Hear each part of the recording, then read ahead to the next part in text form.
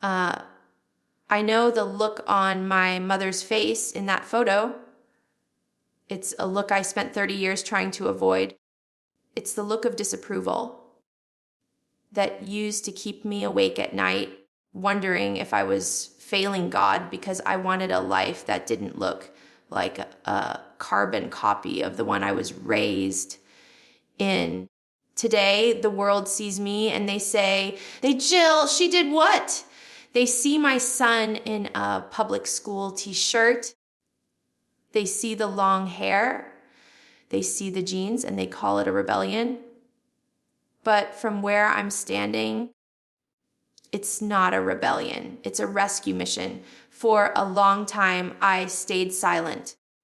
I followed the parenting rule book until it nearly broke me. But then I looked at my 3 boys, Israel, Samuel, and Frederick, and I realized that protecting them meant breaking the rules I was taught were sacred. This is the true story of why I walked away from the IBLP, why I chose a different path for my kids, and the heartbreaking cost of choosing freedom over family expectations. I've seen the comments. I've seen the photos being passed around, the ones where people zoom in on Israel's shirt or Sam's hair. People love to talk about the rebellion of Jill Dillard. They look at me in my jeans standing next to my boys. They see a girl who is lost. But when I look at those photos, I see something entirely different. I see a mother who finally stopped living for an audience. In our family, we were always on. Every outfit, every smile, every behavior was a reflection of the brand. If a child looked unkempt, it was a failure of the parents. If a child went to public school, it was a failure of the faith. So when that photo of my kids surfaced, I knew it would cause a stir. I knew it would reach the big house in Arkansas. I knew people would say, she did what? But those people aren't in my home. They don't see the laughter in my kitchen or the way my kids feel safe enough to be themselves. If having a son with long hair or sending my kids to a school with other children makes me a rebel, then I'll wear that title with pride. Because to me, it's not about breaking rules. It's about making sure my kids never feel like they have to perform to be loved. The parenting rule book wasn't just a metaphor for us. It was a very real set of teachings from the IBLP that dictated every second of our lives. We were taught that as children, our wills had to be broken so that we could be submissive to God. It was a system built on total control. We were told that any step outside the umbrella of protection, which was my father, would lead to total destruction. Now that I'm a mom to 3 boys, I look back at those rules and it makes my heart heavy. We were raised to believe that curiosity was dangerous and that the outside world was the enemy. I remember the fear I felt when I first started questioning those things. I felt like I was betraying my parents, but the rule book didn't protect us. It didn't stop the scandals, and it didn't stop the trauma. It only taught us how to hide. When I decided to parent Israel, Sam, and Freddie differently, I had to physically throw that old rule book away. I had to learn that my children aren't my property. They are individuals entrusted to me. My job isn't to control them, it's to guide them. And that realization was the first brick I pulled out of the wall of the IBLP. Sending Israel to public school was one of the scariest and most empowering days of my life. In the world I grew up in, Public school was where you sent your kids if you wanted them to be corrupted. We were told that homeschool was the only way to keep them poor. But Derek and I prayed about it, and we realized that we wanted Israel to be a light in the world, not someone who was afraid of it. I remember walking him to the doors that first morning. I was waiting for the lightning to strike or for the sense of shame to overwhelm me. Instead, I saw my son excited, curious, and ready to learn. He wasn't afraid. I was the one who was afraid because I was breaking a multi-generational cycle. When I picked him up that afternoon and he told me about his new friends and his teacher, I realized that the corrupt world I was warned about was just the world. He was thriving. Choosing public school wasn't about laziness or giving up on our faith. It was about trusting our son and trusting the foundation we had built at home. It was a public declaration that the Dillard house was no longer following the Duggar script. Growing up, the concept of the umbrella of authority was the foundation of our entire world. We were taught that as long as we stayed under the protection of our Father, we were safe from the storms of life. But as I got older and married Derek, I started to realize that this umbrella wasn't just about protection. It was about lifelong control. Even after I was a married woman with a home of my own, my parents expected the same level of obedience they demanded when I was a child. I had to ask myself, what does it truly mean to honor your father and mother? Through studying scripture for myself, I realized it didn't mean allowing them to make every decision for my family. Breaking away from that mindset was terrifying. It felt like I was stepping out into the rain without a coat. But I knew that if I wanted my boys to grow up as strong, independent men, I had to stop being a submissive child myself. Deconstructing that authority model was the first step toward becoming the mother my children actually needed.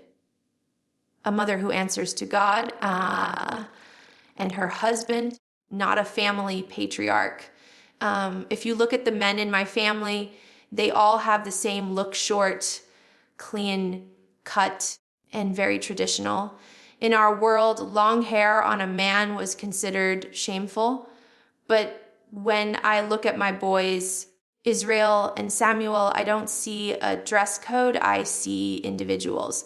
My sons have had longer, more natural hair at different times. And while I know that raises eyebrows in Arkansas, to me, it's a symbol of their autonomy.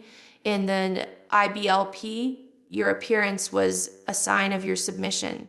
By letting my boys have a say in how they look, I am telling them that their identity belongs to them, not to a set of rules.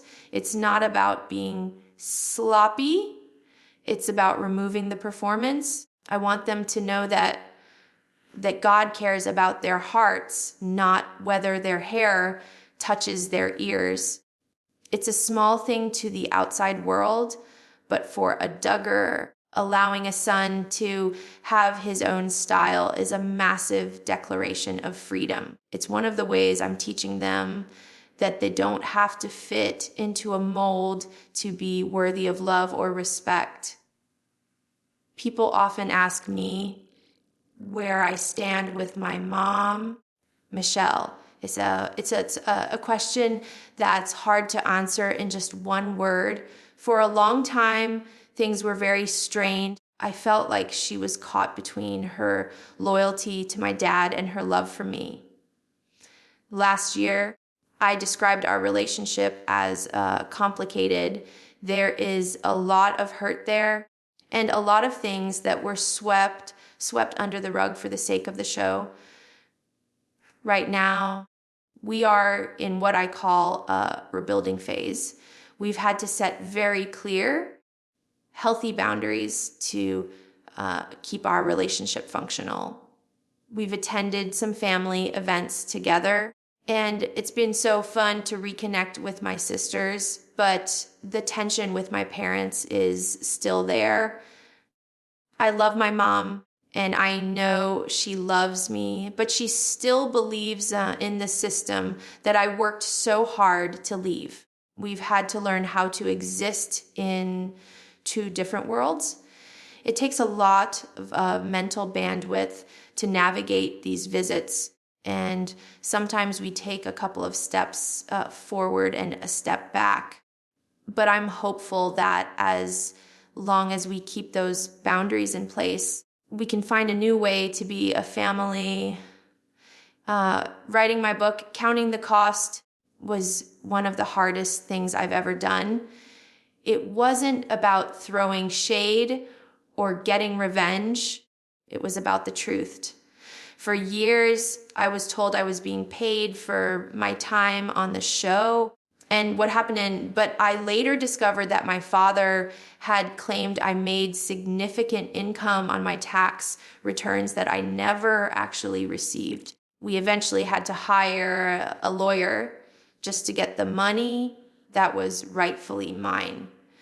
The financial battle was exhausting. The emotional cost was even higher. By speaking out, I knew I was risking my place in the family hierarchy. And my dad even treated me worse for speaking the truth than he did some of the truly dark things that happened in our family. But I had to do it for my own peace of mind and for my children's future. I didn't want my boys to grow up in a world built on secrets and manipulation. We counted the cost, and we decided that our freedom and our integrity were worth more than any inheritance or TV contract. I couldn't have made it through the last few years without professional therapy. Growing up, we were told that the Bible was the only counselor we needed, but I realized that my upbringing had created triggers in me that I didn't even understand. For a long time, it was even hard for me to read certain parts of the Bible, like the book of Proverbs, because they were so closely tied to my father's voice in my head. Therapy helped me disentangle my faith from my trauma. It taught me how to recognize when I was reacting out of fear instead of love. Derek and I even went to counseling together to make sure we were on the same page as we built our new life. It's not a sign of weakness. It's a sign of strength to admit you need help sorting through your past. Today, I can call God my Father without the shadow of my earthly father looming over it. Therapy didn't take away my faith. It saved it by helping me find the version of Jesus who actually wants me to be whole and free. In the Duggar family, modesty wasn't just a suggestion. It was our entire identity. We were the family with the long denim skirts and the high collars. But as I began to raise my own sons, I realized that true modesty is a matter of the heart, not just the hemline. Today, I wear pants, and I've even worn shorts, things that were once unthinkable for a Duggar daughter. This isn't a rebellion for the sake of being difficult. I want my boys to grow up respecting women for who they are, not just seeing them as stumbling blocks based on their outfits.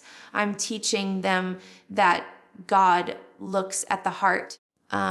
Being exposed as not the length of a skirt. This freedom has allowed me to be more present and active with my children, focusing on their character rather than their performance.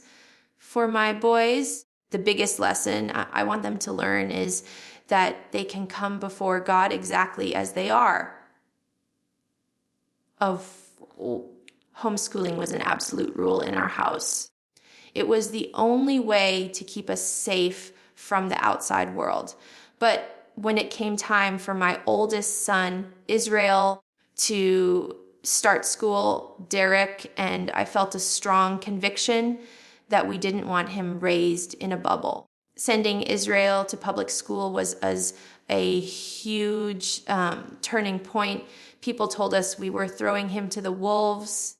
But what I actually saw was my son becoming more confident and curious. He's making friends from all walks of life and learning that the world isn't something to be feared.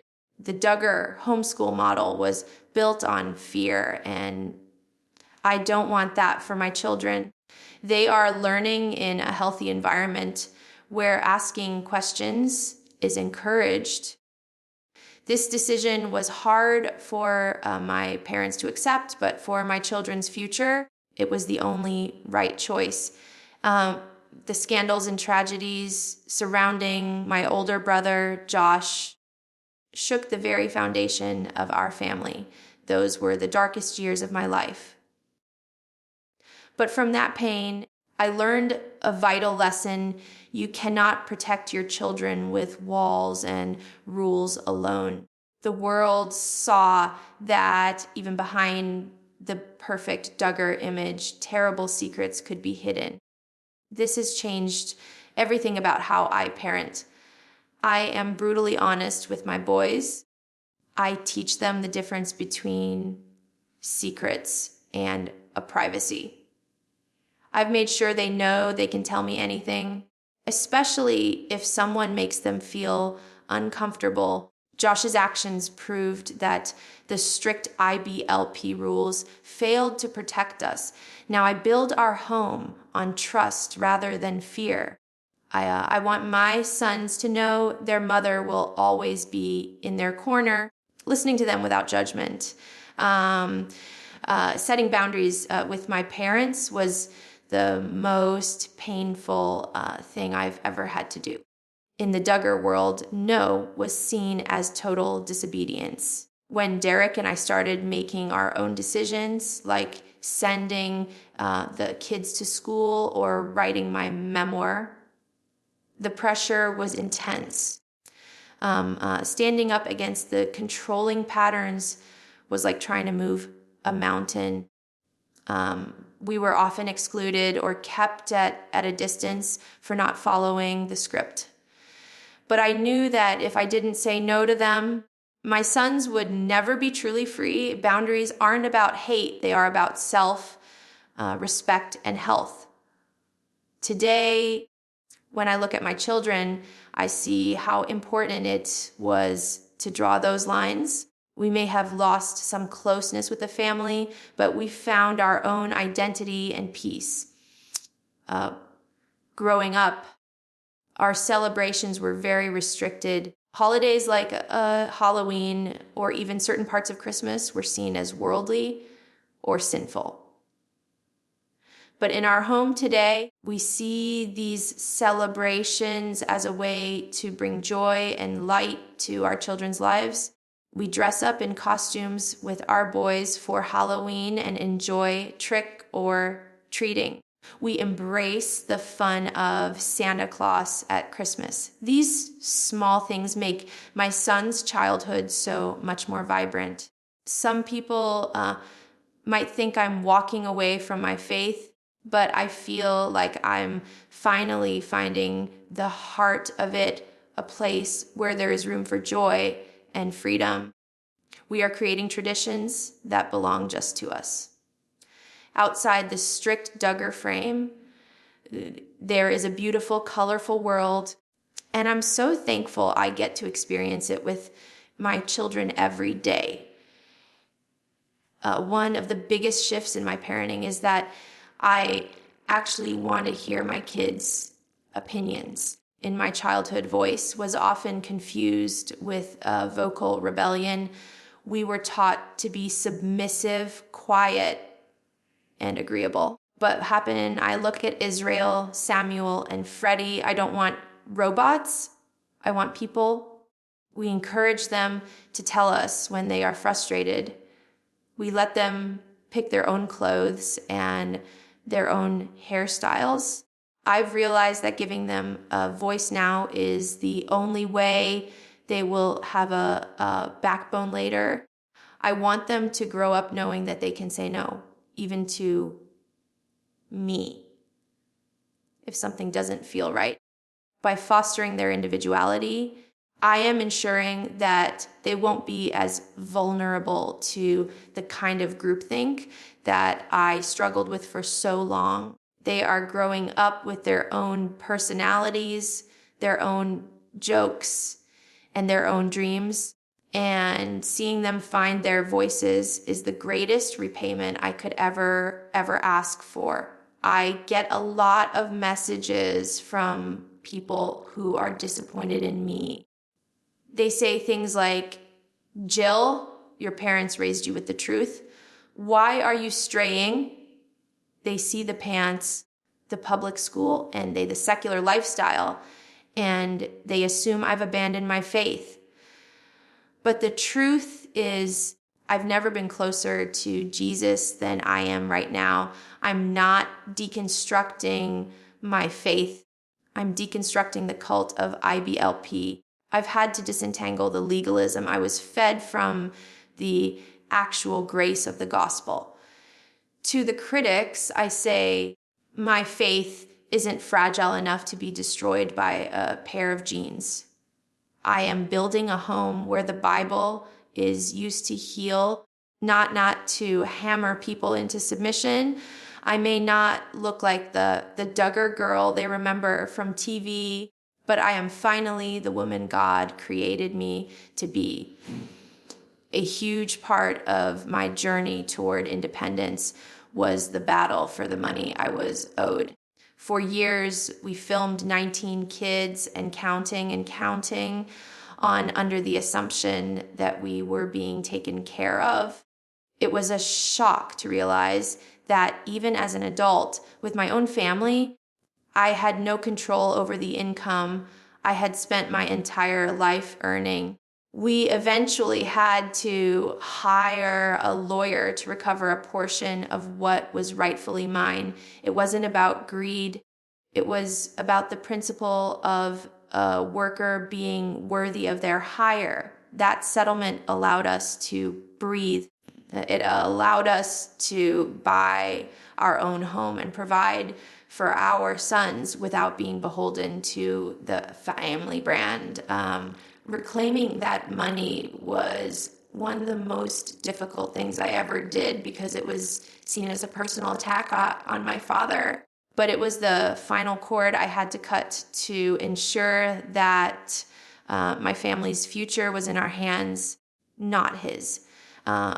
We've started celebrating things that were once strictly forbidden. We do Halloween now. The boys love dressing up as superheroes and going trick or treating. We do Santa at Christmas.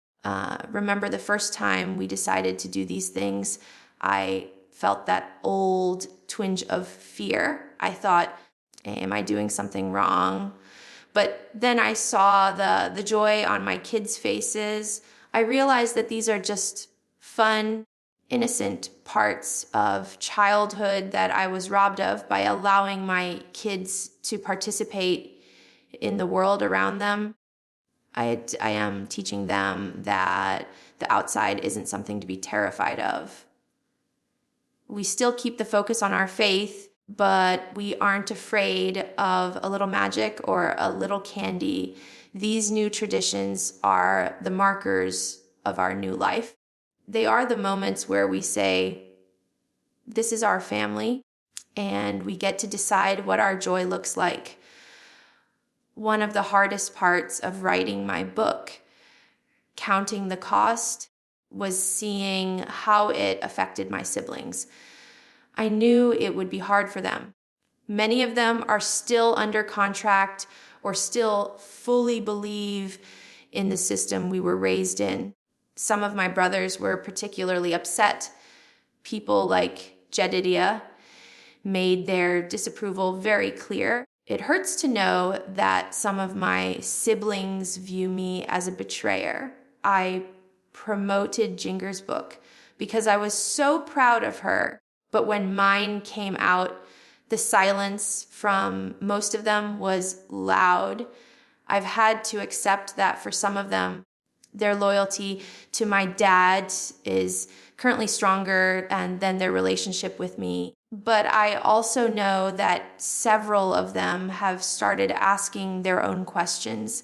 I'm in a rebuilding phase with some, and with others, the bridges are still scorched. I love them all, but I had to choose my own mental health and my kids' safety over a fake family peace. If I could look into the future, what do I want for Israel, Samuel, and Freddie?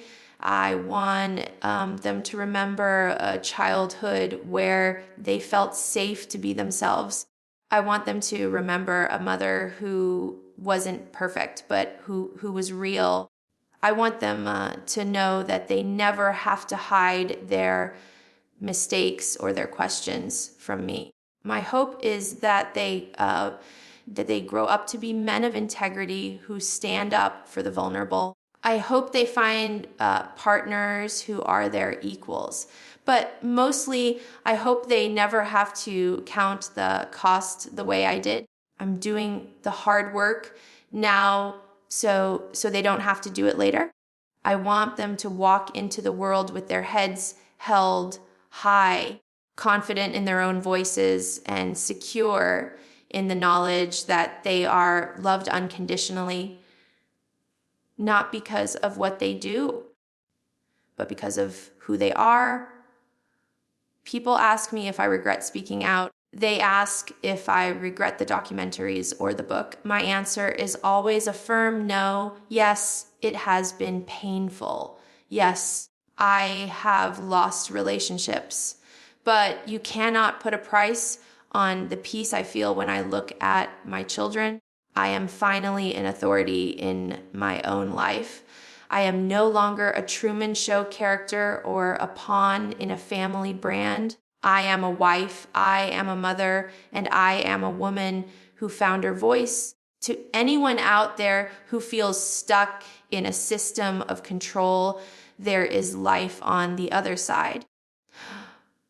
It might cost you everything you've ever known, but the version of yourself you find in the freedom is worth every penny. My name is Jill Duggar Dillard, and I am finally truly free. Thank you for listening.